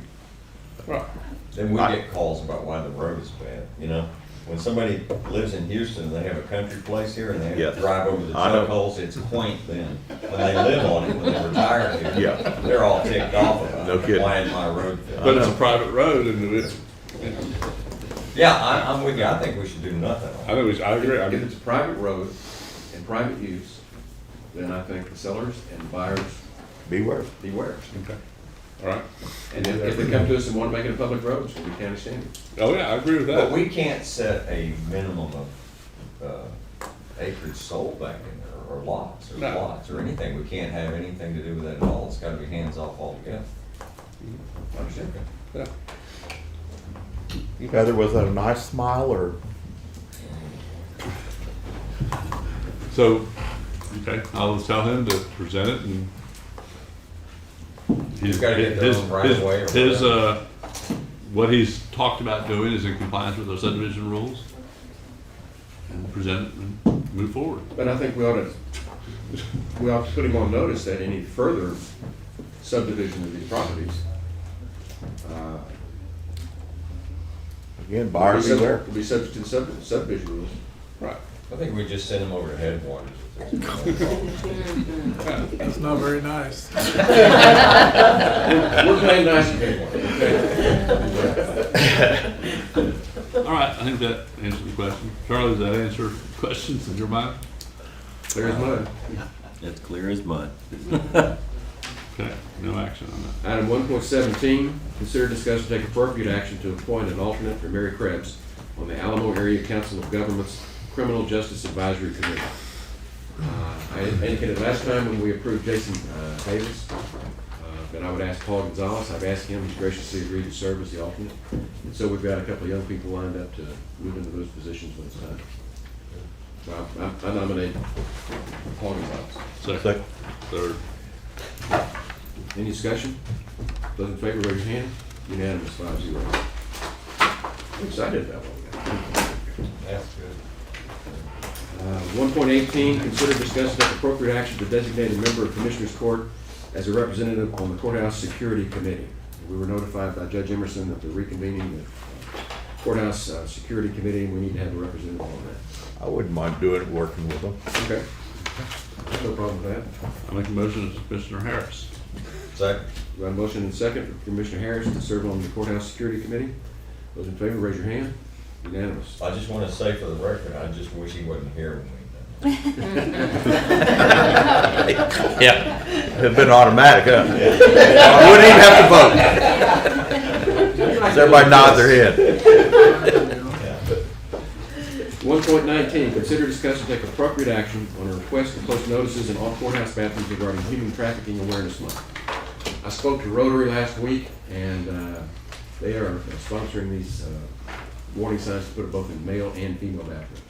I brought some to give them to Jody, but we need to ask the court if it's okay to put them up in the bathrooms. Is it to help somebody if they're, Yes, if they go, if Get away, if people go in the bathroom and they have any kind of problem, this is trying to help them. I mean, we've got copies of them sitting out there. so will this indicate to them this is a safe place? There's a, go to the nearest officer or what is it? No. Sheriff, we seeing problems with this? No, not a whole lot right now. It gives them a number to call. Oh, yeah, I didn't see that. It gives them a path a little bit. Yeah, yeah. Yeah, I like most. They asked me if I'd bring them and put them in the courthouse, and I said, I don't see why not, but I've got to take it up to y'all. Are they gonna be in there forever, or? I mean, just the month of January, just trafficking. Human trafficking Okay. awareness. I make a motion that the human trafficking awareness signs be put in county bathrooms through the month of January. Second. And a motion and a second to approve putting up human trafficking awareness month signs. Any discussion? Those in favor, raise your hand. Unanimous. Okay. Then we'll move on to the approval document. 2.1, budget amendments. We have one line item request. All we're doing is transferring $1,500 into liability insurance line from a postage and office supply line. Approval. Need a second? I'll second it. Got a motion and a second to approve the budget amendments as presented. Any discussion? Those in favor, raise your hand. Unanimous. 2.2, pay the bills. Yes, invoices for today's consideration amount to $453,762.27. Move. We paid the Second. Got a motion and a second to approve the bill as presented. Any discussion? Those in favor, raise your hand. Unanimous. 2.3, late bills. There are not any.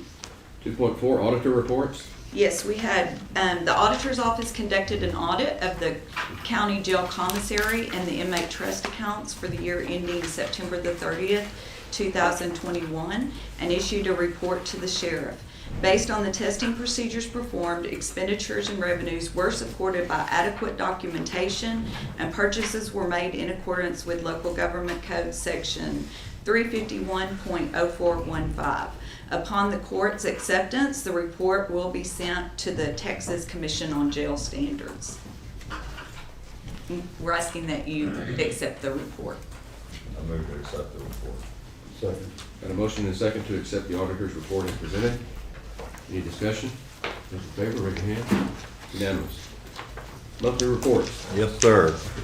December 2021, County Clerk Jackie J.D. Dowdy Auditor Tanya Shelton, Environmental Health OSFF Director Ashley Batters, Constables, Precinct 1, Tommy Rodriguez, Precinct 2, Kyle Snyder, Precinct 3, Paul Gonzalez, Precinct 4, Brad Ryder, and Justice of the Peace, Precinct 2, J.R. Home, Precinct 3, Kathy Mitchell, and Precinct 4, Bill Ragsdale. I move for approval. Second. And a motion and second to approve the monthly reports as presented. Any discussion? Those in favor, raise your hand. Unanimous, 5-0. Court orders. Yeah, we have our court orders from our December 28th meeting. There's 39123 through 39139. I did recommend a change to 39131. This is the one related to our vote. Well, originally it said approved to vote for the directors for the Texas Association of Counties Health and Employee Benefits Pool for the 3-year term, effective January 1, 2022. I think we should add the language as recommended by the directors of TAC. I mean, that's why we did it. And with that modification, I'll move approval. Second. Got a motion and a second to approve the court orders as presented. Any discussions? Those in favor, raise your hand. Unanimous.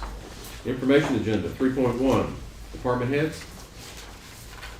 Any status reports? 3.2.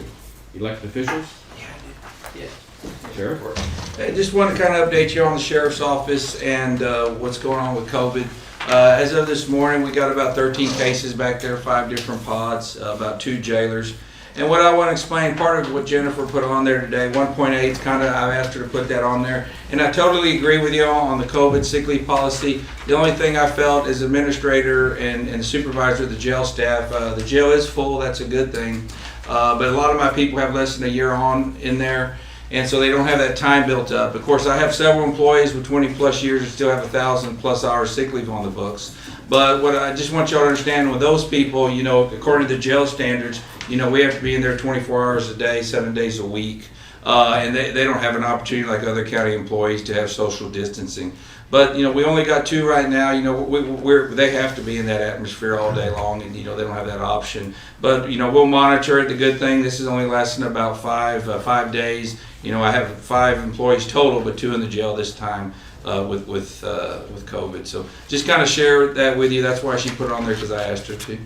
Sure. Isn't there some legislation that law enforcement? Yes, and that's a whole nother can of worms. I visited with Jennifer going through workers' comp. I meant, you know, I do have 2 employees currently on there, 1 because of COVID. We can look at that option, but to me, that's kind of, it's going to be extended stay. Right now, you know, we're trying to encourage them to take off about 5 days and come back to work. If I'm correct, Jennifer, is that not right? Well, you have to prove that you were exposed Right. in the workplace. And it's basically, law enforcement is covered to quarantine. They should be paid to quarantine. And it's just law enforcement, it's not office staff, dispatchers. That's something I'll get with Jennifer and look into. You know, we're trying to encourage them, you know, to go home and come back as soon as possible. I mean, you know, on the workers' comp, that probably takes a little bit of time to process that. We're trying to get them fixed and back in there. And the only thing I'm concerned about is my people with a year or less. You know, they just don't have that time built up like some of my other employees. But we'll work it out. Like I said, we're down to 2, and I'll let you know if something else comes up. All right, thank y'all. Then item 3.3, status reports from liaison commissioners. I just want to give a shout out to the extension out there, county shows last week, and all those guys were all hands on deck and really made a smooth show and really helped the kids and the parents. So good shout out to them.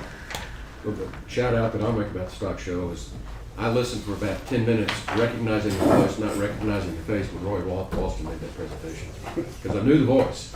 But with that beard, I didn't know who it was. Okay, with that, we're going to adjourn and go into executive session. Let's take about a 5-minute break, and then we'll start back in executive session.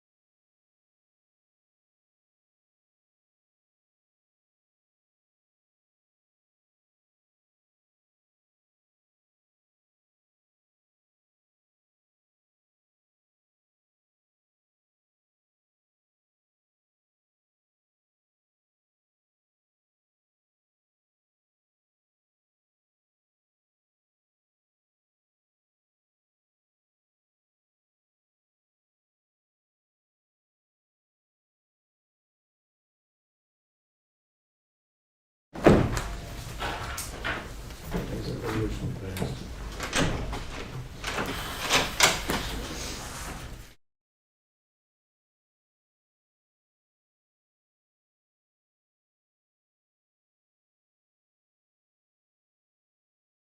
Okay, of course.